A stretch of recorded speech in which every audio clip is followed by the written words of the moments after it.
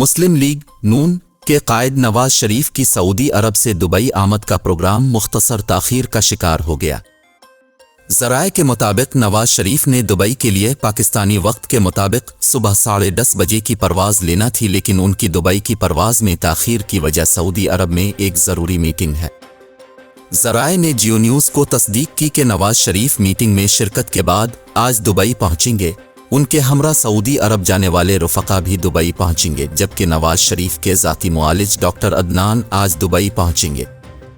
ज़राए का बताना है कि डॉक्टर अदनान नवाज शरीफ के साथ 21 अक्टूबर को वापस वतन जाएंगे। डॉक्टर अदनान तकरीबन 2 हफ्ता कबल लंदन से पाकिस्तान गए थे। उन्होंने बेशतर वक्त नवाज शरीफ के साथ बरतानिया में गुजारा है।